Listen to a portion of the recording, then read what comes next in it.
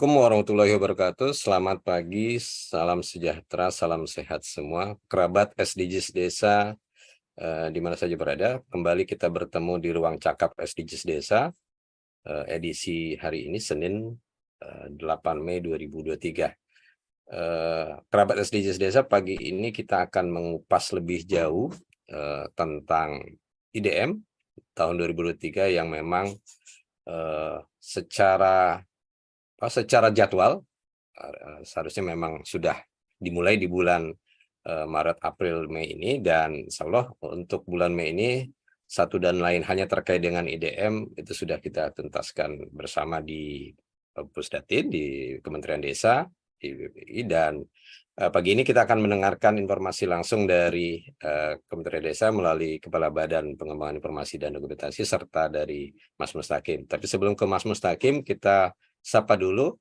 Kepala Badan Pengembangan Informasi dan Dokumentasi, Pak Ivanovic Agusta. Selamat pagi, Gus. Terima kasih, Ustadz. Terima kasih, Pak Mustaqim, sudah berkenan ini hadir pada pagi hari ini. Iya. Ini memang krusial ini, Ustadz, kerabat desa sekalian, karena beberapa hal. Yang pertama, kita mengetahui bahwa sejak awal itu Bapak Presiden menyampaikan salah satu yang harus diberi fokus terutama dalam dana desa itu adalah desa sangat tertinggal. Karena itu kemudian semua pihak langsung berfokus kepada indeks desa membangun atau IDM, karena di situ ada 5 kelas klasifikasinya tentang perkembangan desa itu, dari desa sangat tertinggal, kemudian desa tertinggal, lalu desa berkembang, desa maju, dan desa mandiri. Jadi dalam proses perkembangannya dari tahun sebetulnya 2015 ketika keluar IDM itu berbasis pada data potensi desa yang dikeluarkan oleh BPS. BPS sudah memberikan penjelasan bahwa data potensi desa itu sebetulnya data awal untuk masuk ke sensus-sensus besar. Di Indonesia itu dalam 10 tahun ada 10 sensus besar, yaitu setiap angka 0 itu sensus penduduk, misalnya 2020, kemudian nanti 2030 gitu. Kemudian setiap angka 3 tahun di bagian akhirnya angka 3 itu sensus pertanian. Contohnya pada tahun ini 2023 itu ada sensus pertanian. Nanti 2033. Kemudian setiap di belakangnya itu 6 atau 5 ya, itu adalah sensus ekonomi. Jadi itu 3 sensus besar Indonesia, dan sebelum sensus untuk wilayah yang akan disensus itu kemudian dibuat potensi desa. Nah, akan tetapi di tempat Pak Mustaqim di Direktorat Jenderal Pembangunan Desa dan Pedesaan itu dituntut untuk menyediakan data desa setiap tahun. Jadi di tahun 2016-2017 waktu itu di 2016-17 hendak kerjasama waktu itu dengan BPS, tapi karena regulasi yang berbeda kemudian akhirnya 2018 itu tempatnya Pak Mustaqim itu mulai membuat sensus tahunan dengan metode dilakukan oleh desa sendiri gitu. Jadi ini metodenya itu kalau sensus kan orang luar ya, orang luar kemudian masuk ke satu lokasi, kemudian dia mendata. Kalau ini seringkali disebut sebagai upaya birokratis dari laporan dari desa. Jadi sebetulnya metodenya demikian. Apakah hasilnya akan sama? Biasanya kalau di negara lain, lazimnya itu laporan dari birokrasi itu yang digunakan. Kemudian sekali waktu dilakukan sensus untuk perbandingan apakah laporan itu sudah sesuai kondisi lapangan atau tidak. Nah, di 2018 itu dimulai, 2019 kalau desa masih ingat di awal-awal itu kita menggunakan Excel, 2019 mulai menggunakan aplikasi sederhana di tempat Pak Mustaqim. Kemudian 2020 itu menggunakan aplikasi idm.kemendesa.go.id. Dan akhirnya dari tahun 2018 itu untuk pertama kalinya pada waktu itu desa memiliki data selevel potensi desa setiap tahun. Kami masih ingat dalam salah satu rapat waktu itu masih sebagai akademisi di IPB gitu, sebelum meskipun sudah di kontak-kontakan dengan Menteri Desa waktu itu Bapak Menteri Eko Putro Sanjoyo. Itu di Bappenas sengaja kami diminta informasi, tapi sekaligus kami mengetahui seperti biasa kalau ada hal baru, apalagi sensus senasional begitu, itu belum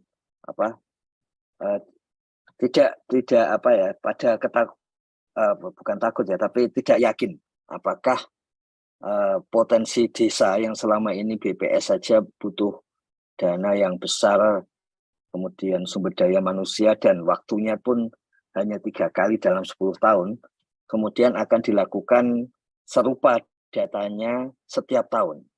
Apalagi oleh kementerian yang paling muda, yaitu Kementerian Desa, PDT, dan Transmigrasi. Tapi timnya Pak Mustaqim sejak 2018 itu bisa melakukan itu. Dan waktu itu kami ingat bahwa tidak ada anggaran secara dari DIPA-nya begitu, tapi bisa jalan karena memang sepenuhnya menggunakan anggaran dari dana desa itu sendiri, kemudian dengan di lapangan ada dukungan dari tenaga pendamping profesional atau pendamping desa, serta nah ini yang menarik juga adalah koordinasi antar birokrasi. Jadi dari pemerintah pusat, pemerintah provinsi, dinas PMD di kabupaten, kemudian camat sampai ke kepala desa. Jadi saya kira itu satu satu jalur yang unik tapi terbukti berhasil ya. Jadi semua orang tahu bahwa ada kementerian yang punya kanwil, Kementerian Desa tidak tergolong yang seperti itu, tapi timnya Pak Mustaqim itu berhasil membuat koordinasi yang terjalin setiap tahun dari pusat, provinsi, kabupaten, kecamatan sampai desa. Akhirnya kemudian bisa memunculkan data itu setiap tahun, sehingga sekarang kalau kita hidup di zaman 1, 2, 3 tahun terakhir, seperti biasa desa punya data tahunan. Padahal sebelum tahun 2018 itu nggak pernah punya seperti itu. Ya. Dan jangan lupa kita sudah mengetahui dari tahun lalu bahwa kepala desa itu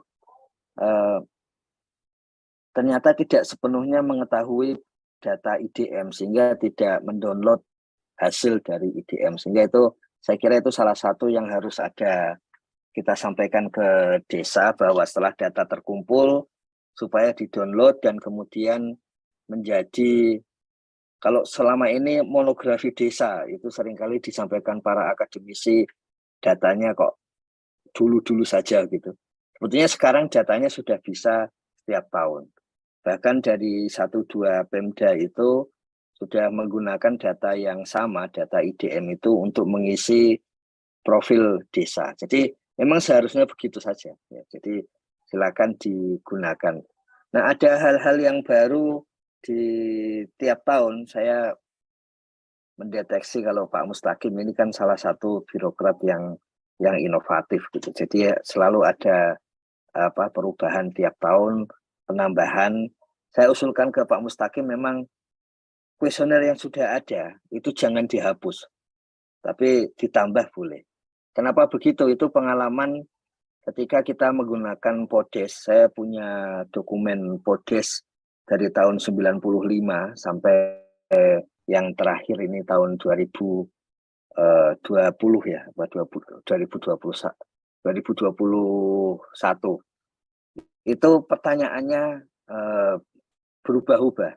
sesuai dengan kondisi lapangan, kecuali jenis petanaan yang digunakan untuk membedakan perkotaan dan pedesaan. Misalnya dulu ada penyewaan VCD, sekarang jadi tidak ada. Padahal di lapangan itu ya tetap ada seperti itu, tapi jumlahnya sedikit. Jadi memang idenya IDM itu kuesioner PODES yang dikuatkan dengan kebutuhan-kebutuhan dari berbagai kementerian. Gara-gara hasil itu misalnya, kalau kita baca PODES sejak tahun 2018 ya, apa 2021 ya, kayaknya 2018 itu kalau kita beli PODES khusus BUMDes dan APBDes itu disebut supaya menggunakan data dari Kementerian Desa itu apa namanya satu tanda awal waktu itu ya bahwa kesepakatan antara kementerian dan lembaga kalau sudah disiapkan oleh kementerian maka kemudian hal-hal yang sifatnya sensus dikembalikan. Nah, untuk yang baru ini kenapa agak lama dari sisi teknis di tempat kami itu, kami kemarin cek ini Pak Mustaqim, jadi staf saya sepertinya pertama salah paham. Waktu itu tahun lalu bertanya ke PDP apakah akan ada tambahan, perbaikan dan sebagainya. Kemudian dijawab ya cuman beberapa kuesioner. Ya, karena itu kemudian dikira tidak ada perubahan cuman sedikit begitu. Sekarang di Indonesia itu setiap kali kita melakukan perbaikan terhadap aplikasi itu perlu mendaftar atau mendapatkan clearance atau izin dari Kementerian Kominfo dan Kementerian PAN dan Reformasi Birokrasi. Jadi, nah izin itulah yang kemudian jadi agak lama karena izin itu sebetulnya izinnya sih relatif cepat ya 1,5 bulan atau 2 bulan keluar gitu. Seandainya kita sampaikan izin tahun lalu, maka sejak awal Januari itu perbaikan aplikasi bisa dilakukan. Tapi karena ada salah komunikasi gitu, maka izin baru disampaikan di awal tahun ini, Januari apa awal Februari kalau nggak salah, mungkin Januari akhir. Nah akibatnya kemudian memang anggaran itu baru boleh dikeluarkan pada hari-hari ini. Dan di dalam BPK itu aturannya belum ada anggaran tidak boleh ada itu karena tidak masuk akal, nggak ada anggarannya kalau tidak ada perbaikan. Ke depan karena itu kami melatih para di antara staf-staf kami sehingga untuk hal-hal yang sifatnya sudah mulai mendalam pun bisa dijalankan sendiri. Kiranya seperti itu. Dan terakhir kemarin aplikasi ini sudah selesai kami cek pada hari Rabu, semuanya sudah selesai. Waktu itu kami sampaikan sesuai arahan Bapak Menteri Desa, PDT dan Transmigrasi, sesuai Peraturan Menteri Desa nomor 21 2020 itu, bahwa data by name by address itu milik desa. Karena ini ada tambahan di dalam IDM itu kami waktu itu bertiga, Pak Menteri, saya dan Pak Dirjen Sugito itu bahwa itu harus di khusus privilege untuk desa ya. Dan yang kedua privilege untuk super admin kalau ada kebutuhan. Nah karena itu ada sedikit perbaikan dan ternyata sudah selesai pada hari Jumat malam ya. Jadi sekitar hampir tengah malam saya mendapat info sudah selesai, kemudian langsung menjelang pagi saya infokan ke Pak Mustaqim dan Pak Dirjen. Kemudian Pak Mustaqim mengatakan sebetulnya kami rencana Kamis, tapi karena selesainya Jumat maka Sabtu langsung ada pertemuan. Dan setelah itu banyak WA masuk mengenai hal-hal yang sifatnya teknis. Nah karena hal-hal sifatnya teknis ini ada dua, teknis yang sifatnya data. Pertanyaan ini Pak Mustaqim, remaja mulai tahun berapa sampai tahun berapa? Sebetulnya buat saya sudah nggak relevan sih, karena umur saya sudah tua, tapi pertanyaan yang banyak seperti itu. Kemudian kebijakan stunting. Kalau itu diisi semua, kenapa lebih dari 100? Sebetulnya juga nggak apa-apa lebih dari 100, tapi hal-hal seperti itulah yang kiranya tidak ada yang berwenang untuk menjawab kecuali di Dirjen PDP, dan kami sudah minta izin kepada Pak Dirjen agar Pak Mustaqim berkenan dan diperbolehkan untuk menyampaikan jawaban-jawaban itu. Kiranya itu, Gus. Kemudian ada hal yang mungkin menarik. Seingat saya Pak Mustaqim pernah menyampaikan pengisinya ternyata 90%-an itu para tenaga pendamping profesional, dan kemudian di dalam aplikasi ini khusus APBD itu terkoneksi ke Monef Dana Desa. Dan saya masih ingat dalam rapatnya itu Monef Dana Desa itu juga dalam proses ini terkoneksi ke DRP. Jadi kalau ada hal-hal berkaitan Monef Dana Desa, DRP akan memberikan notifikasi. Kemudian tidak bisa menyelesaikan atau tidak ada isian APBDes di dalam IDM karena itu harus diisi di Monef Dana Desa. Monef Dana Desa itu sama, itu juga pada akhirnya dikelola oleh Ditjen Pembangunan Desa dan Pedesaan. Jadi memang ada kebutuhan seperti itu. Kalau kebutuhan dari BPSDM, Monef Dana Desa ke DRP. Jadi karena kebutuhan-kebutuhan lintas aplikasi itulah malah menguntungkan, sehingga aplikasi itu kemudian saling terkoneksi. Kiranya tambahannya seperti itu, Ustadz. Mungkin bisa langsung Pak Mustaqim dan tanya jawab biar bisa selesai. Pada pagi hari ini tim Sapa Desa juga sudah mengirimkan acara ini ke seluruh desa. Jadi supaya lebih memudahkan pengisian dari IDM di tahun ini. Ini kita ketahui bahwa kualitas data menjadi penting karena setelah 2020 secara berturut-turut 2021, 2022 itu pengisiannya lancar. Kiranya sekarang perlu juga menguatkan kualitas data. Jadi kualitas data jangan sampai salah isi, dan kemudian bagaimana supaya tidak salah juga di dalam di dalam isiannya. Jadi Pak Mustaqim, sekalian saya sampaikan bahwa kita mengirimkan usulan inovasi. Kami juga harapkan seluruh desa kalau punya inovasi daftarkan saja ke Sinovik. Ini bukan buatan saya ini, meskipun namanya hampir sama dengan nama saya. Tapi ini dari Kementerian Pan-RB ya. Memang seringkali tahun ini saja misalnya informasinya sangat mepet gitu. Waktu itu tim kami ada yang menyampaikan ke dua Ditjen lain, apakah mau menyampaikan dari aspek mekanisme, itu lebih menarik sebetulnya. Tapi karena waktunya mendesak, kemudian dari sisi aplikasi IDM. Kemudian kedua, SDGs desa. Tapi dicoba dibuat seperti itu.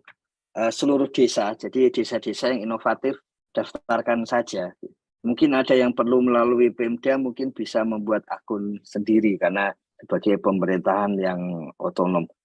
Jadi ini sebetulnya intinya Kementerian Desa mulai tahun ini itu semua inovasi yang berkaitan dengan desa itu akan diikutkan gitu supaya lebih tercatat dan lebih terlihat bagaimana inovasi itu sudah terkumpul. Jadi kami usulkan seperti itu ke seluruh desa, baik melalui kepala desa, perangkat desa, BPD, maupun melalui tenaga pendamping profesional. Kemudian kalau kita lihat per pagi hari ini sudah mulai ada yang mengisi. Ya. Ini Pak Mustaqim ini kita lihat di 2023 bahkan sudah ada yang verifikasi ini Pemdanya.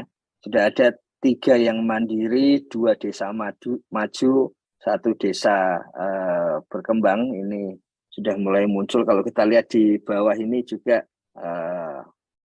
sepertinya sudah mulai kelihatan. Jadi memang mulai penting. Kemudian kita ketahui berkaitan dengan Monef Dana Desa, terutama yang APBDes itu juga ada peningkatan ke 79,96% di 60.180. Jadi saya kira di tahun ini kita bisa punya target yang sama seperti tahun lalu, yaitu 100% APBDes akan bisa masuk ya, terpenuhi. Gitu. Dan kita ketahui bahwa bagian-bagian MonFDD tadi akan terkoneksi langsung ke daily report pendamping desa. Kiranya itu Ustadz untuk bagian awal, mengingat waktunya biar Pak Mustaqim dan nanti rekan-rekan yang akan bertanya di sini maupun di YouTube bisa lebih tuntas. Terima kasih. Terima kasih Gus Gaban, luar biasa.